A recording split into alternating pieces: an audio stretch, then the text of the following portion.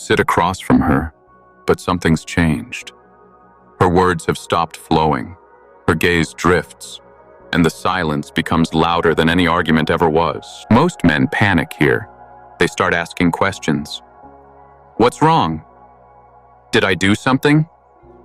They flood the silence with anxious energy, trying to fix what they don't understand. But Stoic men? They listen to what the silence is actually saying, because silence isn't emptiness. It's information. It's tension. It's a test. And if you respond like every other man, begging for clarity, you fail. But if you remain grounded, composed, and still, you pass the test most men never see. If you're ready to master the quiet power that makes women lean in, subscribe now and hit the bell so you never miss a move. Her silence is not always a punishment. Sometimes it's protection. A moment where she pulls inward, unsure if you're the man who can handle her in her raw, unfiltered state. This is not the time to fill the space. It's the time to embody it. A Stoic man does not fear silence. He respects it. He lets it speak. Because in that quiet space, he listens to more than just words. He listens to energy, tone, presence. He reads the air. And while other men panic, he observes. You see, most men rush to fix, to explain, to chase. But a Stoic understands that not every silence is a void that needs to be filled. Sometimes it's a mirror, reflecting her need to feel safe, understood, and not judged for her retreat. So, what do you do when she goes quiet? You don't press. You don't beg for answers. You create a space where her silence is met with strength, not insecurity. You hold your ground, not to dominate, but to show that your presence is stable, unwavering. Because when you meet her silence with calm, not chaos, she starts to feel something different. Not pressure, not guilt, but gravity. She feels pulled toward you, not because you're chasing, but because you're rooted. And that, brother, is rare.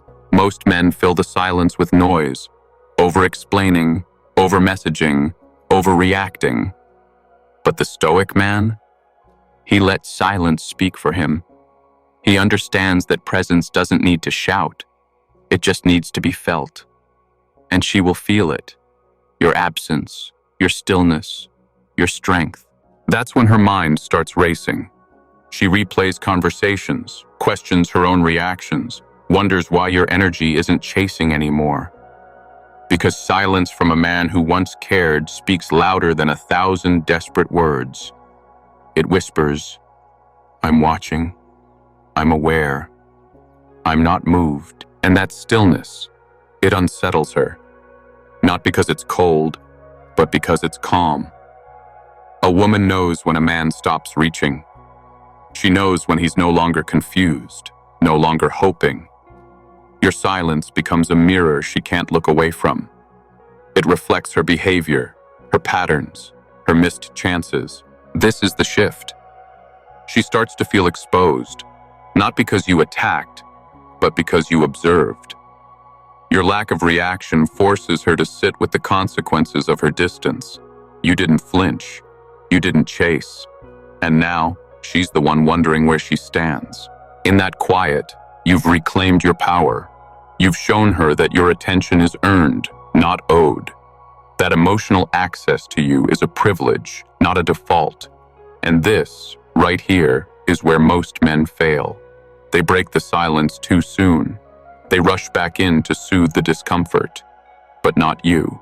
You understand that real strength doesn't panic. It doesn't fill the silence with noise. It lets the silence speak. And when it does, it says everything you need her to hear. It says, I'm not here to convince you. I'm here to be seen by those who already get it. And that message, spoken without words, lands deeper than any plea ever could.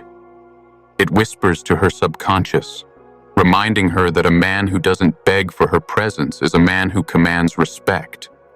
Not through dominance, but through emotional sovereignty.